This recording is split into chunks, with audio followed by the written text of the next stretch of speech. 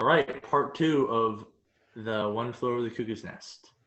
We want to take a feminist look at this. So, Kaylee, do you have anything you want to add? Um, well, like I was kind of touching on earlier, I think, she kind of has, like I said earlier, like the women in this have like control the men in the book with fear.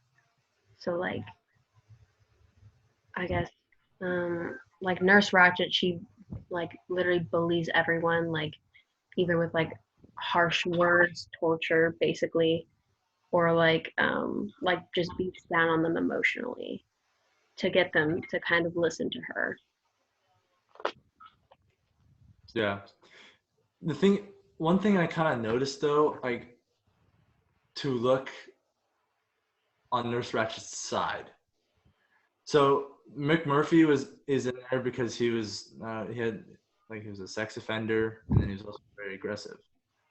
Well, the part where he goes up to the nurse who's trying to give Brandon the pill, he starts to act like he's gonna help her and stuff, and she kind of knows why he's in there. At that point, we didn't really know yet, but she starts getting like really upset and like takes her. I'm a Catholic. You gotta stay away from me.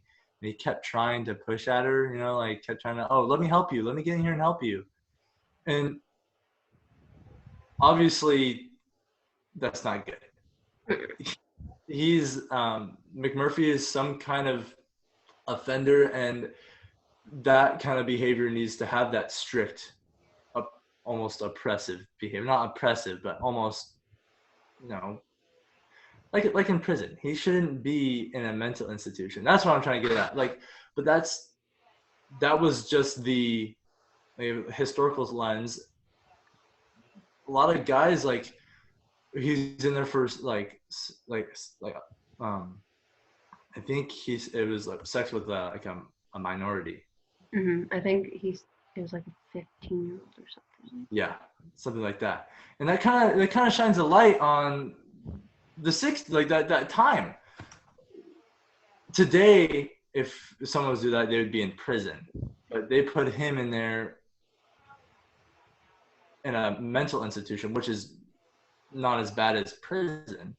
So is that how those crimes were against women? Was those were looked upon? Oh, they're not as bad. He shouldn't go to prison, but he should just go to a mental institution.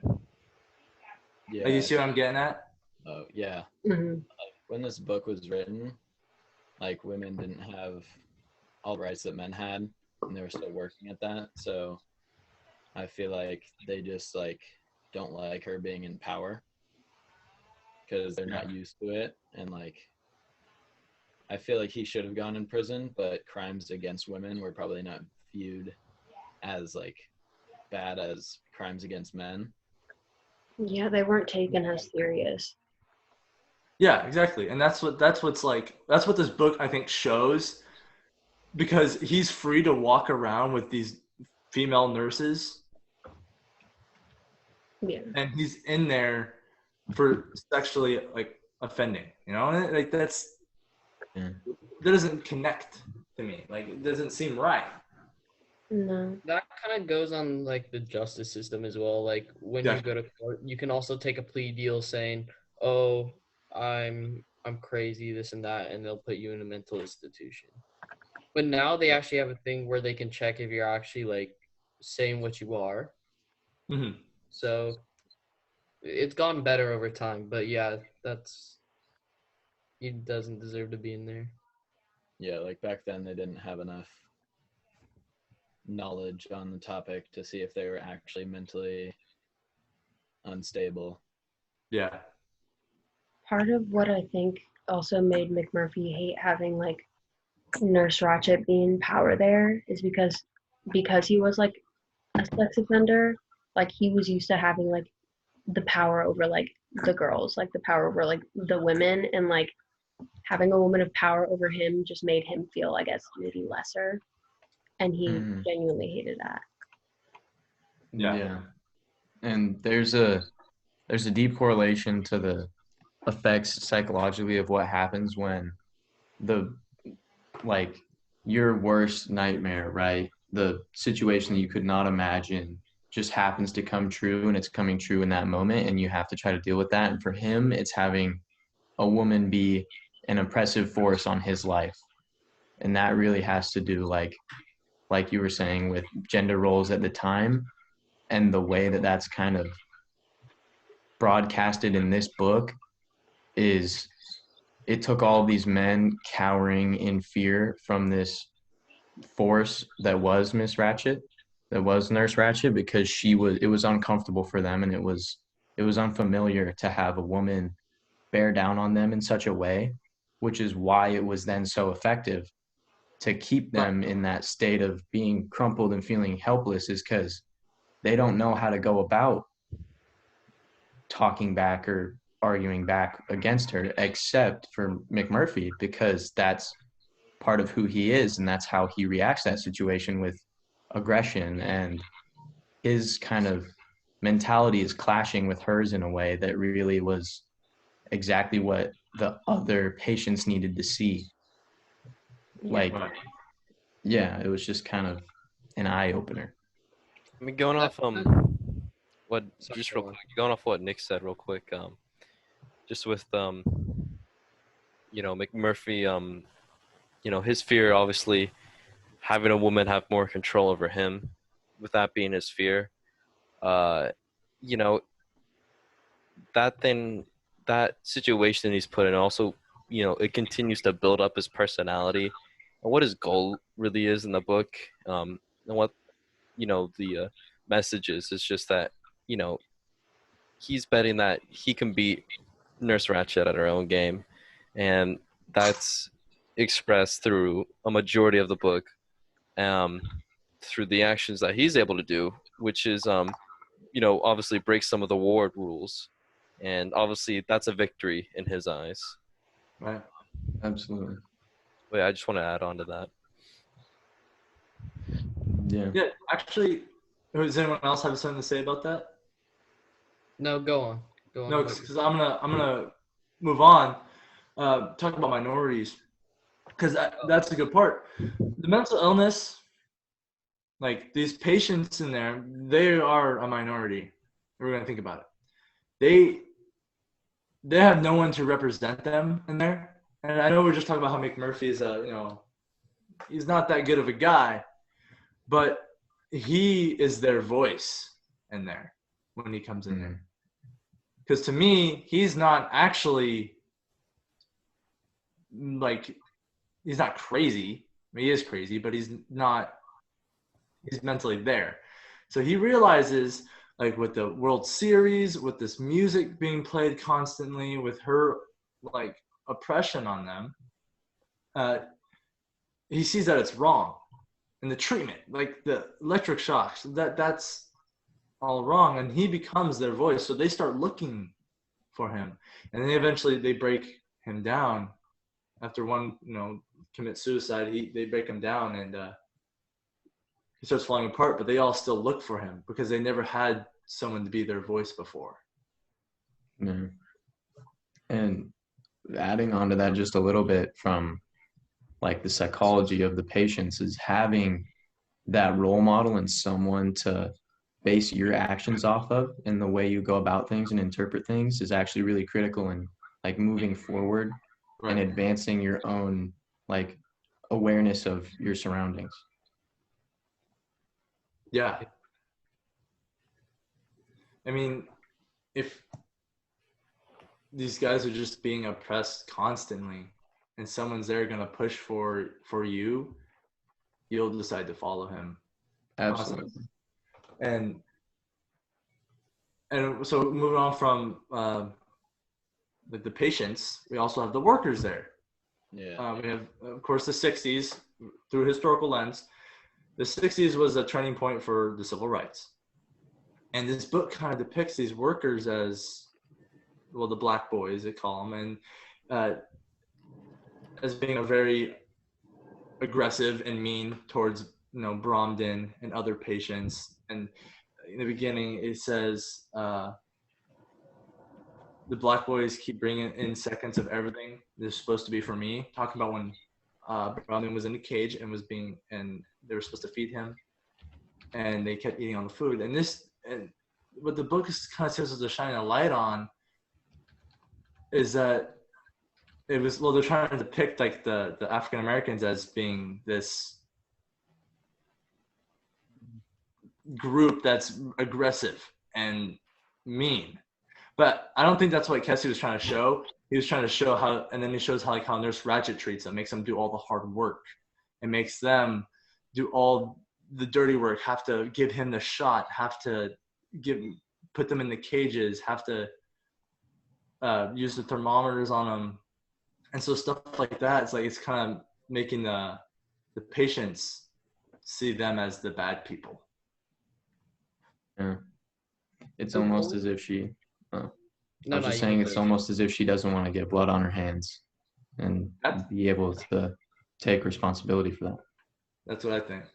So going back to what you guys were saying about just McMurphy being like kind of the hero there because nobody looked out for him, being the big voice. God has shown in the society over and over, if they don't get their voice, sooner or later there will be somebody and there will be a revolution, which kind of showed in this book. Yeah. Which kind of just happened previously in World War II. Yeah. It's kind of shown to that. She didn't like how McMurphy spoke against them. Like how in history, you've seen this a lot of times, when the main guy that will speak up for the people without a voice, like the leader that has power over everyone really doesn't like that. Mm-hmm. And that's why the nurse had such a big problem with McMurphy. Yeah. Started realizing she was losing her power. Yeah, and that's the that's the thing that led to ultimately these two big situations was, once McMurphy was introduced, instead of having one dominant force in the ward, that there were two after McMurphy. Since he was one of them, it was McMurphy and Nurse Ratched. So, that just created the whole chaos for them wanting to be, dominant over, the other patients in the book. McMurphy wants to, be friends with all these guys, and then Nurse Ratched wants to control all the other patients. So no, keep going. Yeah, exactly. I was just want to say, like I said before, before he was in there, they didn't have a voice, so they were just under submission under her. Then he comes in there, McMurphy, and is like speaking for them and speaking, hey, no, this is wrong. Then they all stand against her. Yeah, and that was that was obviously shown in the the World Series game when, For sure. Nurse Ratched was she's yelling at everybody to get back to work, and they're all just sitting down to watch the the World Series. And I have a quote. It was on 123. She's saying, "You're under the jurisdiction of me, the staff." She's holding up a fist of all those red orange fingernails burning into her palm. And at the end of that section of the book with just the World Series, we were just shown how she was able to be beaten at her own game because she lost it, and obviously that was a victory for McMurphy at the time. Yeah. And it's like it only takes someone like McMurphy to help and to really clear things up, because he wasn't as affected by the fog and he wasn't as held down by the fog.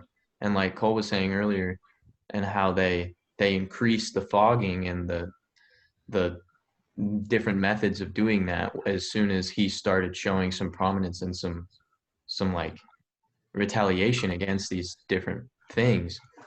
And it was really like they envied that. The other patients envied that, and they wanted, it was as if McMurphy was just kind of the spark that like cleared up that fog and just kind of made things seem a little more sensible. Yeah. I know. Definitely agree. So going back to Bromden, why do we think that he's such a important character in this book? I mean, I think, I mean, he is important in his own way. Because one, the book's going through his perspective, and he's, you know, describing everything that's going on and what's happening in the story. And also, um, Nurse Ratchet. I mean, they're not paying too much attention to him till he starts getting decently close with McMurphy, because for all they know, they think he's a mute, and you know they don't. They just think he just sits around and mops the floor and whatnot. But he's hearing everything that's going on. So that's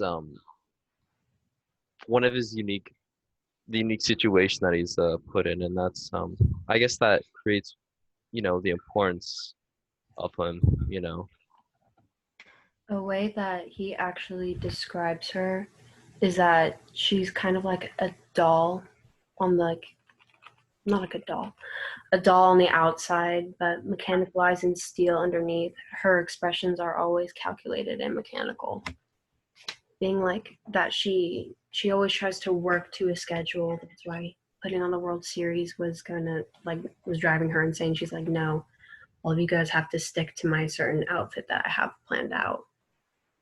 And just when they try to go off of that, she was like, no, it drove her crazy. Yeah. What I kind of liked about Bromden was he was kind of like a symbol, because he's our narrator throughout the whole book, and he's also all-knowing, but he's an actual character in the entire book. That's what's that's what's cool about it. Narrators usually are like the all-knowing figure of this book. They tell you everything, and the reason he laid so low in the book that he was able to hear everybody and know everything, and he could see through everybody's wall. He could see through Miss Nurse Ratchet, and then all the other things were happening. Hold on, let me pull up I have a quote real quick. Let me get that. So it says, the first time in a long time I haven't taken that little red pill, and that's on page 85. And then that's when he doesn't take this pill, and he starts seeing things, because that pill is supposed to make you knock out completely, and he sees this under basement area where they take an old man and they string him up and they cut him open, and he's freaking out. And that's what I just really liked about Bromden, was that he was always this all-knowing figure for the guys. He could help them so much. So when McMurphy comes in there and reaches out to all of them, Bromden right away he was going to stick with him, because because McMurphy would see what he sees. Yeah. And from Psych, just real quick, it's just kind of like that perfect match of knowledge of the environment and what's going on, and the confidence and the courage to say something when it's not right. And that kind of perfect mix is what happened with the relationship between McMurphy and what's his name? Bromden. Literally. I just read it as Brendan when I read the book, but yeah, their relationship was really a pairing of these two kind of realizations of what's going on, of being able to determine what's right and wrong, and being able to look at sheerly what's been happening. Yeah, for sure. I just think, going on to what Christian and Nick were saying, he's kind of like, I wouldn't say he's the perfect, whatever. But sorry, that was actually way off topic. But what I was trying to say there is that they think he's mute and deaf, Yeah. but he hears everything, which kind of like shows in that type of place how important information is, and he had all of that. So he can kind of see what people were gonna do before they even were gonna do it, and if he was gonna stay away from that, Yeah. because he was so low, nobody would even like get mad at him. He's just mopping the floors. Yeah. And it proves that Ratchet has a blind spot and that she really isn't like this eagle eye knows everything. Yeah. But that just shows how arrogant she is, I think, truly. Yeah. Because she thinks that she has that much power that she can just get away with whatever she wants. Yeah. She's like basically just blinded by her own sense of control that she doesn't see what's kind of going on behind the scenes. Yeah, she's overlooking her authority. Or overestimating. I don't know. Because it seemed that as long as like things were going to her plan, that Brendan could get away with just about anything. Like he could just about be in wherever and no one would be like able to tell. Exactly. Yeah. So I would like to start talking about like what was considered a mental illness. Like back then we see this constantly, like through whatever lens you can look at it. But some of these guys in here don't really seem to be truly like a mentally ill patient. I mean, we could look at Bromden. We were just talking about him. He talks about how he gets freaked out when they have to take him and strap him down to get him just shaved, and then later you learn that he saw his friend get strapped down to his pole and face like blistered from the sun, and everybody was asking him to go help him, but then he says they would have like killed him if he went out there. So it's from the war, and to me he's PTSD. Now that's not so PTSD is not an illness that should be in an institution and be medicated heavily. They need therapy. Yeah. Found here that he also has schizophrenia. Yeah. Like, and that requires attention like 24/7. So I think that's the main reason that he's in there. And then his PTSD just adds to it and makes him more of an unstable person, like when he thinks back to his past trauma. But again, that just shows like how like they completely didn't understand like these different illnesses, because he could be in mental illness, but now they would know, he just there needs to be somebody with him all the time. And Mhm. exactly with any other mental illness, there is something now that we can do. However, from 1960, there was literally nothing but just putting them on drugs and just letting them do whatever they want. Yeah. Yeah. Yep. And honestly, it was in that time it was a lack of knowing how to help, and their immediate, or Nurse Ratchet's and the facility's immediate reaction was just whatever she saw fit that made the men break down, and kind of she thought the exposure to these things would be the treatment, and the oversaturated like just like making them relive these problems was the solution, when it was really making it like way worse, like we were kind of saying. Yeah. I can see that. I think But it's like a power. It's a medium between like her trying to take full control over everyone and lack of research. So like the lack of research is making everyone with different mental illnesses do different, or like she made them all do the same thing. And then her power, like she just broke them down and just held them to a point where they couldn't do anything. Yeah. And for like mental illness, it's just like it can only be portrayed by the person who's dealing with it. And if they're not capable of really explaining what they're going through, then it's just up to the person who like hurt them to do whatever they see fit. Yeah. And I like to talk about the character Pete because that part really hit me, because he was, you know, he was mostly just like, you know, he just had brain damage, and his entire life he's been the mental capacity of like a 6-year-old, and how they treat him, you know, he was tired and kept asking, and they wouldn't get it, so he gets upset and then ends up hitting someone. Well, he starts saying on page 54, it's like, you see, it's all a lot of baloney. It's all baloney. He's like, that's all it is, nothing but baloney. And then like, he's like, you don't see. I was born dead, not you. You wasn't born dead. It's been hard. And he starts crying. That part hit me hard because it's like, they're obviously not treating him very well. She keeps questioning him and keeps pushing him, and it's hard for him because he doesn't process it. I mean, how they treat these patients is so aggressive. And today, someone like him obviously just needs someone to be with him and, you know, treat him like he is, not aggressive, not tugging his arm, and the fact that they would put someone like him into a mental institution. Yeah, it just, I don't know, it blows my mind.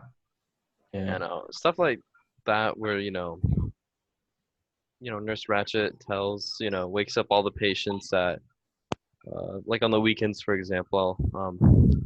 I don't have the specific page number, but McMurphy was complaining to Nurse Ratched why they got to wake up so early on the weekends when, they could sleep in, and Nurse Ratched says, oh, you have to clean and,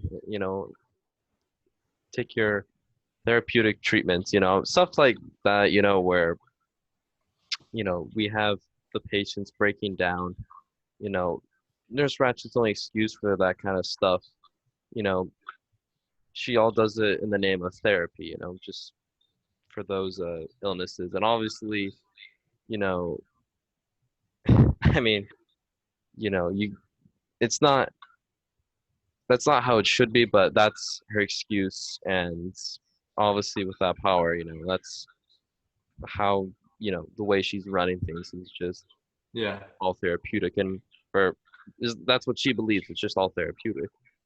Well, I don't really think, I feel like in a sense, yes, but most of it's no. She can say it's therapeutic, but in her head, she really knows. She's just doing it to show her power and just show. Yeah, she's doing. That she just dominates there. Which again goes to feminism and just how when she got that job, she probably felt like she can do all these things. Yeah, she probably felt like she was on top of the world. Exactly. All right. It's like as if like, because there were all these tall tale signs that these methods weren't working and that people were obviously going through different things, but it's almost as if she chose to play dumb and just ignore those things, as she just treated everyone the same, because it was like all of these dead giveaways as to this isn't working and this is hurting instead of helping, and she just chose to not acknowledge those. Well, I mean, if somebody sees fog when they're doped up, I don't really think, damn, they're really getting the help they need. Yeah, exactly.